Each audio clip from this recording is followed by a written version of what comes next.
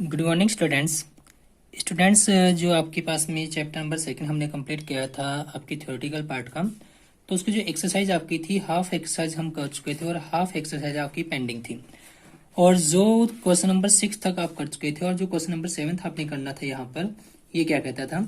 ये कहता है कि 3 capacitors of capacitance 2 picofarad 3 picofarad and 4 picofarad are connected in parallel. Combination देखिए कौन सा है, पैरेलल कॉम्बिनेशन में।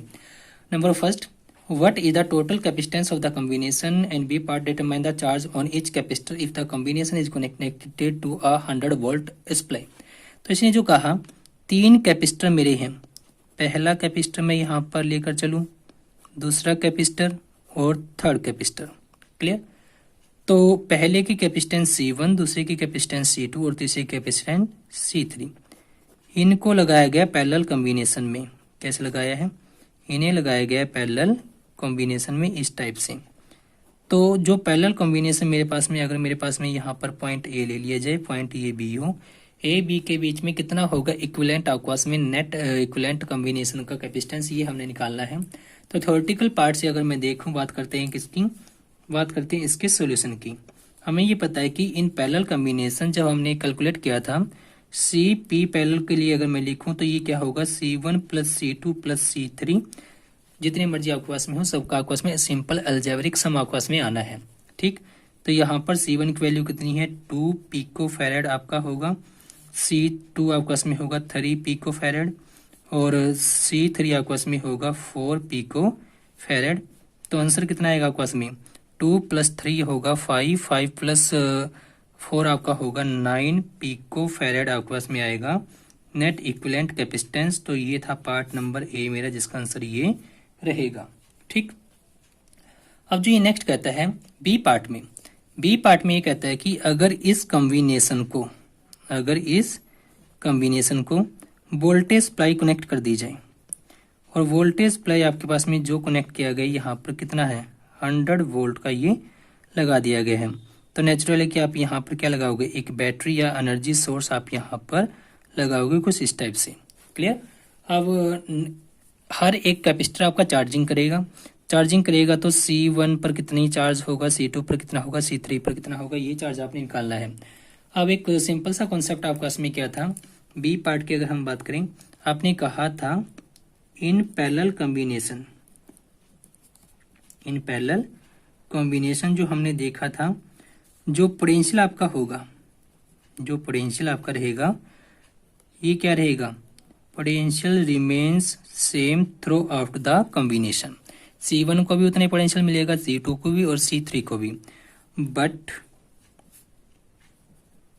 Charge on each capacitor is different. Charge क्या होगा, हर एक का डिफरेंट होगा। क्लियर है? अब जो यहाँ पर आपने निकालना, चार्ज आपने निकालना है, तो जो आपको दिया गया यहाँ से क्या कीजिएगा, आपने रिलेशन यूज कर लीजिएगा। कौन सा? आप यहाँ पर यूज करोगे relation, using relation Q is equal to C into V see आपने यहाँ पर रिलेशन यूज करना है। तो जो आपके पास में C1 या Q1 आपके पास में फर्स्ट कैपेसिटर के लिए चार्ज अगर ले लिया जाए, Q2 सेकंड के लिए ले लिया जाए और Q3 आपके पास में थर्ड कैपेसिटर के लिए अगर चार्ज लिया जाए, Q1 की वैल्यू क्या होगी, C into V, C1 into V, क्योंकि पोटेंशियल हर एक का सेम था। Q2 के लिए C2 इंटू वी और Q3 के लिए C3 इंटू वी। अब C1 की वैल्यू कितनी, C1 की वैल्यू है 2 पिको फैरेड, तो 2 इंटू 10 पावर माइनस 12, और V की वैल्यू आपके पास में है 100। तो आपके पास में कितना देगा आपको, ये आंसर आपको देगा यहाँ पर 2 into 10 power minus 10 coulomb. C2 की वैल्यू कितनी होगी, C2 आपके पास में होगा 3 पिको माइनस 12, मल्टीप्लाई कर दीजिएगा, 100 वोल्ट आपके पास में सप्लाई है, तो ये देगा आपको 3 into 10 power minus 10 coulomb. C3 आपके पास में कितना होगा, 4 multiplied by 10 power minus 12 and 100 आपका पोटेंशियल होगा, तो 4 इंटू 10 पावर माइनस 10 कूलम। ये होंगे आपके पास में क्या, डिफरेंट डिफरेंट कैपेसिटर्स पर different different charges, Q1 Q2 और Q3, ये होगा मेरा आंसर। क्लियर। तो क्वेश्चन नंबर आपका जो था यहाँ पर 2.7, ये आपको क्लियर होना चाहिए। और जो क्वेश्चन नंबर 8 हमारा है एक्सरसाइज का, ये क्या कहता है, इन अ पैरेलल प्लेट कैपेसिटर, कौन सा कैपेसिटर आपका, पैरेलल प्लेट कैपेसिटर की बात है, with air between the plates, और एयर उनके बीच का मीडियम है, प्लेट्स के बीच का। Each plate has an area of 6 × 10⁻³ metre square and the distance between the plate is 3 millimetre. ठीक। Calculate the capacitance of the capacitor if this capacitor is connected to 100 volt supply, what is the charge on each plate of the capacitor. देखिए, जो हम बात करें किसकी, बात करें हम इसके सॉल्यूशन की। पैरेलल प्लेट कैपेसिटर हमें यहाँ पर ये दिया गया है। पैरेलल प्लेट में क्या होते हैं, दो प्लेट्स आपके पास में एक दूसरे के पैरेलल रखे जाएंगे और इसके होंगे यहाँ पर दो एंड्स आपके पास में। क्लियर है। अब जो ये कहता है, इसके जो बीच का गैप है, ये जो गैप आपका है, ये आपके पास में कितनी डिस्टेंस रखता है, D = 3 मिलीमीटर आपको ये दिया गया है। 3 × 10⁻³ मीटर आपके पास में ये बन जाएगा। ठीक। उसके बाद आपके पास में जो एरिया है हर एक प्लेट का, ये कितना है, 6 × 10⁻³ मीटर स्क्वायर, या फिर आपके पास में 3 मिलीमीटर स्क्वायर आपके पास में इसका एरिया है। और बीच में जो आपके पास में मीडियम है वो है एयर। बीच का मीडियम क्या है आपके पास में, जो यहाँ पर मीडियम आपका दिया गया, ये एयर मीडियम इसको दिया गया है इसमें पार्ट में। जो पहला पार्ट आपने निकालना है आपका जो दिया गया वो लिख लीजिएगा। Area of cross section, area of plate आपका इसमें 6 × 10⁻³ metre square. Distance between the two plates और separation between two plates is 3 × 10⁻³ metre. Clear. अब मैंने निकालना है यहाँ पर क्या, कैपेसिटेंस मैंने यहाँ पर निकालनी है, कितनी होगी। कैपेसिटेंस का फॉर्मूला मुझे पता है कि ε0A/D मेरे पास में होगा इसका फॉर्मूला। अब ε0 की वैल्यू जो मैं रखूँ यहाँ पर 8.854 × 10⁻12 आपके पास में ये होगा। अब एरिया 6 × 10⁻³ होगा, डिवाइड कर दीजिएगा D से, और D होगा 3 × 10⁻³ से। अब जो यहाँ से आपको ये आंसर देगा, आंसर आपको यहाँ से मिलेगा कितना, ये देगा आपको से यहाँ से 17.708 फैरेड। सो इट मल्टीप्लाई होगा 10⁻12 फैरेड से। ठीक। तो इसको मैं अप्रोक्सीमेटली लिख सकता हूँ कितना, इसको मैं लिख सकता हूँ 17.71 × 10⁻12 फैरेड। तो यहाँ से मुझे ये मिल जाएगा 1.771 × 1.77 आपके पास में ये आ गया, फिर × 10⁻11 फैराड लिखिए, या इसी से आप क्या लिख सकते हो 17.71 पिको फैराड। तो ये आ गया कैपेसिटेंस C मेरे यहाँ पर कैपेसिटर का जो मैंने निकाला है। क्लियर है। तो इसके बाद जो नेक्स्ट आपने बात करनी है किसकी, इसको मैं अप्रोक्सीमेट इक्वल रख सकता हूँ 18 पिको फैराड भी, ये ध्यान रखना, क्योंकि 17.71 को अप्रोक्सीमेट आप 18 भी रख सकते हो। अब जो ये था पार्ट ए आपके पास में। अब इसने जो कहा था आगे, अगर इस कैपेसिटर को वोल्टेज सप्लाई से जोड़ दिया जाए, 100 वोल्ट की सप्लाई से जोड़ दिया जाए, तो कितना होगा इसका वहां पर चार्ज हर एक प्लेट पर। तो जो यहाँ पर आपको दे दिया गया है पोटेंशियल डिफरेंस, आपके पास में कितना दिया गया है, पोटेंशियल डिफरेंस आपको यहाँ पर V जो दिया गया है ये 100 वोल्ट का दिया गया है। और आप क्या कीजिएगा, आप यूज कीजिएगा रिलेशन, यूजिंग द रिलेशन। कौन सा रिलेशन आपने यूज करना है, रिलेशन आपका होगा Q = C × V से, जहां पर C की वैल्यू कितनी आई है, C की वैल्यू आपकी आई है 18 pico farad, 18 pico farad. Multiply कर दीजिएगा C से, सॉरी V से, V आपका आया 100 वोल्ट। तो जो ये चार्ज आपको मिलेगा यहाँ पर 1.8 × 10⁻⁹ कुलाम आपका होगा चार्ज का आंसर। क्लियर। ये था आपके पास में क्वेश्चन नंबर 8। और जो नेक्स्ट क्वेश्चन आपका है 9th यहाँ पर, ये क्या कहता है, ये यूं कहता है कि explain what would happen if in the capacitor given in exercise 2.8, जो पहले हमने केस डील किया है, कोई क्वेश्चन डील किया है, उसके अंदर क्या कर दिया जाए, a 3 millimeter thick mica sheet of dielectric constant 6 were inserted between the plates। अगर उस कैपेसिटर के बीच में यहाँ पर क्या किया जाए, कैपेसिटर के प्लेट्स के बीच में डाइलेक्ट्रिक मीडियम डाल दिया जाए और वो मिका शीट आपका है जिसका डाइलेक्ट्रिक कांस्टेंट 6 है, तो ए पार्ट में while the voltage supply remained connected after the voltage supply was disconnected। ठीक, ये आपने बताना है यहाँ पर क्या क्या उसके ऊपर अफेक्ट पड़ेंगे। देखिए जो हम बात करें इसके सॉल्यूशन की, अगर इसकी हम बात करते हैं किसकी, सॉल्यूशन की, तो यहाँ पर जो बात होगी आपके सॉल्यूशन की, तो क्या रहेगा आपको उसमें, जो आपको दिया गया यहाँ पर मिका शीट आपको दी गई है जिसका डी या फिर आपका इसमें टी आप बोलिए वहां पर कितना है, ये है 3 मिलीमीटर की थिकनेस उसकी है वहां पर, और डाइलेक्ट्रिक कांस्टेंट आपका इसमें है यहाँ पर 6। ठीक, तो इनिशियल कैपेसिटेंस कितना आया था मेरा, यहाँ पर जो मेरे पास में था, ये था मेरे पास में इनिशियल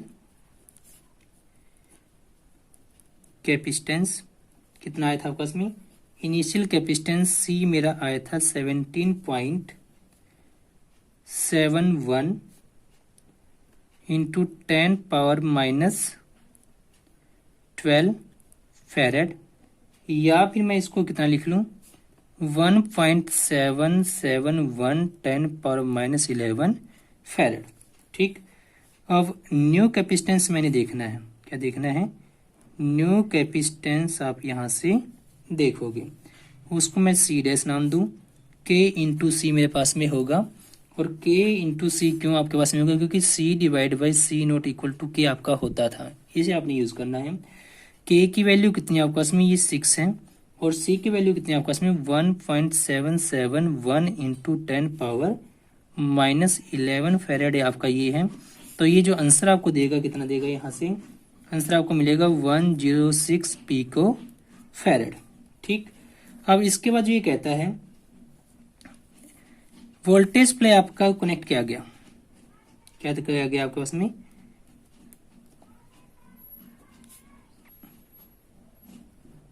सप्लाई वोल्टेज आपको दिया गया है 100 वोल्ट का। तो बात करते हैं न्यू चार्ज की, न्यू चार्ज की, इसको अगर मैं नाम देता हूं क्यू डैश का, और ये होगा कितना सी डैश इंटू वी से,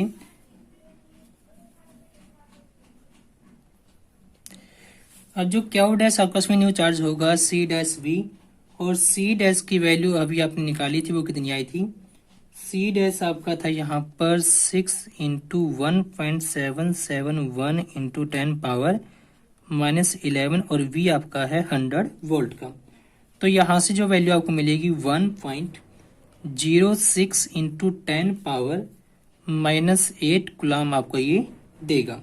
ठीक, अब जो आपका इसमें ये आया आपका इसमें पोटेंशियल डिफरेंस अप्लाई करने के बाद या फिर सप्लाई कनेक्ट करने के बाद और कैपेसिटर के अंदर वहां पर डाइलेक्ट्रिक मीडियम डालने के बाद कैपेसिटेंस आया 106, और पहले कैपेसिटेंस आपका था कितना 1.77 आपके पास में थे, 17.71 आपको पीके फैराड में था, तो कैपेसिटेंस आपका बढ़ जाता है। साथ में जो चार्ज आया यहाँ पर, चार्ज पहले था 1.8 10 पावर -9, और ये चार्ज आपका 1.06 10 पावर -8 कुलाम। तो चार्ज और आपका कैपेसिटेंस दोनों अफेक्टेड होते हैं वोल्टेज सप्लाई कनेक्ट करने के बाद। अब जो बी पार्ट इसने कहा आपको, इसी के अंदर बी पार्ट क्या कहा, after the supply was connected,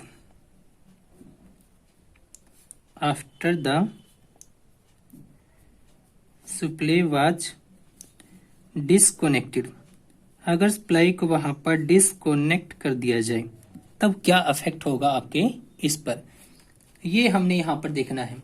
देखिए अगर आप सप्लाई को क्या करते हो डिसकनेक्ट कर देते हो, ठीक, तो जो के आपका है, जो के आपका है, एक बार आप उसको लिख लीजिएगा, के की वैल्यू कितनी, डाइलेक्ट्रिक कांस्टेंट के आपको दिया गया है मीका का 6, और सी आपके पास में जो था 1.77 इंटू 10 पावर -11 फैरेड आपका था, और जो सी डैश आपके पास में आया है यहाँ से, जो सी डैश आपका आया था ये आया था आपके पास में कितना 106 पिको फैरेड।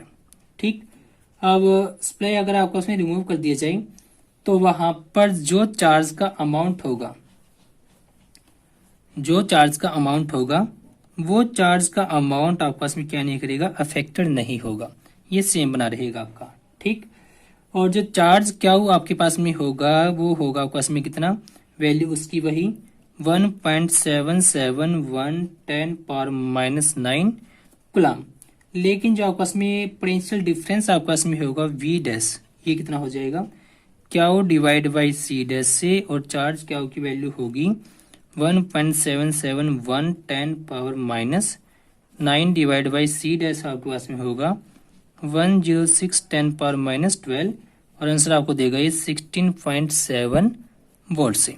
तो पोटेंशियल आपका जो था वो डिक्रीज हो जाएगा डिस्कनेक्ट होने के बाद। क्लियर, और आपके पास में जो यहाँ पर चार्ज का अमाउंट होगा ये कांस्टेंट रहेगा आपके पास में उतना ही जितना पहले था।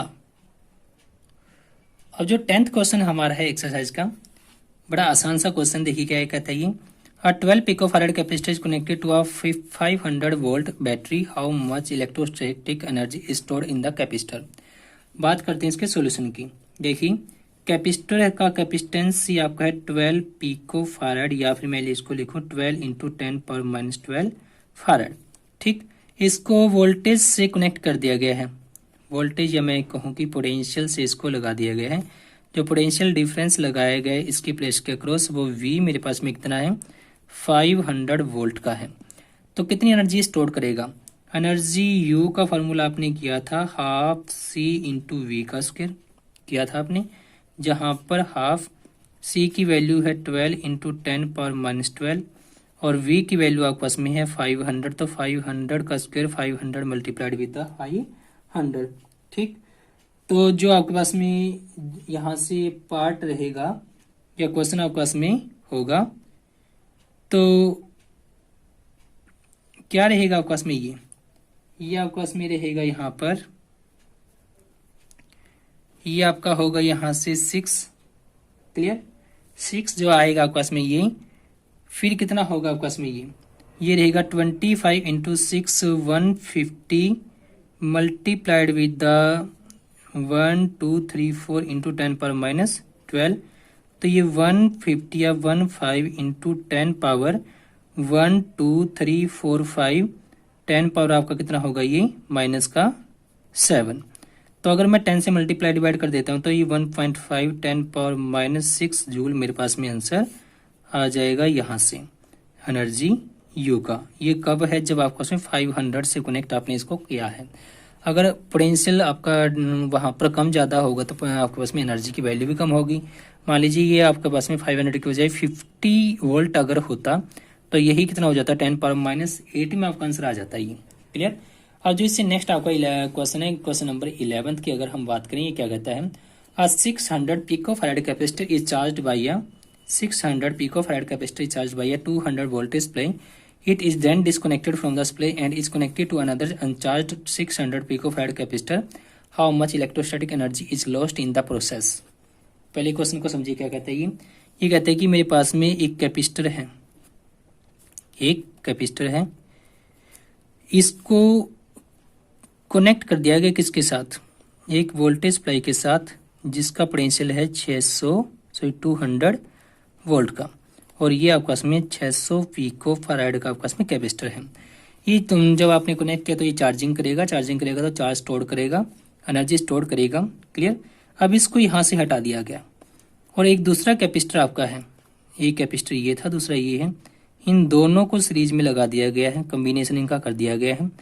तो नेचुरली कि इसने चार्ज स्टोर किया था, ये इसको चार्ज देगा, लूज करेगा तो डिस्चार्जिंग करेगा, और ये चार्जिंग करेगा, एक आपके पास में चार्जिंग करेगा, डिस्चार्जिंग करेगा, दोनों अब एक दूसरे की एनर्जी शेयर करेंगे। जब ये अपनी एनर्जी देगा, इसको चार्ज देगा, तो इसकी एनर्जी कहीं ना कहीं लॉस होगी। वो कितना अमाउंट होगा लॉस एनर्जी का, ये हमने यहाँ पर बताना है। तो बात करते हैं किसकी, बात करते हैं इसके सॉल्यूशन की। तो ये क्या कहता है, कैपेसिटेंस C इजिकल टू था 600 पिको फैराड, या मैं इसको लिखूँ 600 10⁻⁻12 फैराड आपके पास में ये आएगा। जो सप्लाई आपका लगाया गया है V आपके पास में है यहाँ पर 200 वोल्ट से। ठीक, तो एनर्जी कितनी स्टोर होगी पहले ये निकाल लीजिएगा।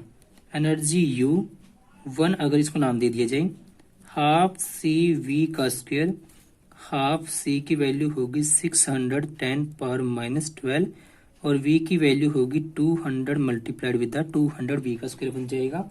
ठीक, तो यहाँ से जो आपको इसमें वैल्यू ये देगा, वैल्यू देगा 1.2 इंटू 10⁻⁵ जूल। तो ये होगा पहला पार्ट में आपका।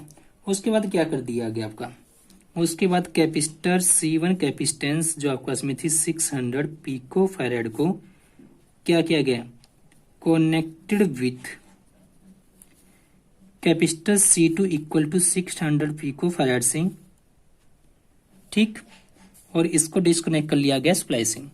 तो पहले क्या निकालेंगे, नेट इक्विवेलेंट निकालेंगे कॉम्बिनेशन की। Net equivalent capacitance of combination. देखिए इसने क्लियरली नहीं बताया कि कैपेसिटर्स मेरे सीरीज में लगेंगे या पैरेलल में। अगर ऐसा केस कहीं आता है आपके पास में तो आप अंडरस्टूड है कि वो सीरीज कॉम्बिनेशन में दिए गए होंगे, पैरेलल में होंगे तो स्पेशली मेंशन करेगा आपको।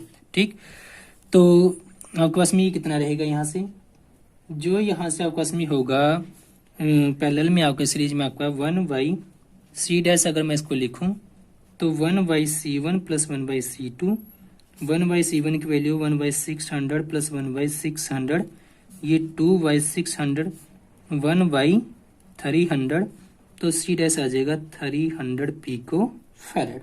ठीक, अब ये आ गया आपके पास में यहाँ पर C'। ठीक, एनर्जी U2 अगर इसको लिख लिया जाए, एनर्जी क्या लिख लिया जाए, U2, तो ये हो जाएगा हाफ C' इंटू V का स्क्वायर। ठीक, तो ये आपके पास में 1/2, C' की वैल्यू कितनी 300 इंटू 10⁻12 और V की वैल्यू कितनी, चार्जिंग हुई थी इसकी 200 वोल्ट के कारण, तो 200 का स्क्वायर आपके पास में ये चलेगा। तो जहां से आपको ये आंसर कितना देगा 0.6 इंटू 10⁻⁵ जूल। पहले कितना आया था, पहले आया था आपके पास में 1.2 10⁻⁵ जूल। तो ये एनर्जी हो गई आपके पास में हाफ पहले के कंपैरिजन में। अब क्या निकालना आपने निकालना यहाँ पर लॉस इन एनर्जी, और ये कितना होगा लॉस, पहले था अमाउंट U1 फिर रह गया अमाउंट U2, तो जो दे दिया 10⁻⁵ कर दिया जाए तो जो लॉस इसका होगा कितना होगा 0.6 इंटू 10⁻⁵ जूल इसका होगा वहां पर लॉस। मैं इसको क्या लिख सकता हूं, इसको मैं लिख सकता हूं 6 इंटू 10⁻⁶ जूल होगा इसकी एनर्जी का लॉस जब चार्ज कैपेसिटर को दूसरे अनचार्ज कैपेसिटर के साथ में कनेक्ट किया जाएगा। तो चार्ज कैपेसिटर आपका एनर्जी देगा, अनचार्ज को एनर्जी देगा तो अपने एनर्जी लॉस ये करेगा। ये था हमारा क्वेश्चन नंबर 11 एक्सरसाइज का। तो यहीं पर आपकी एक्सरसाइज हो गई है कंप्लीट। Clear, thank you.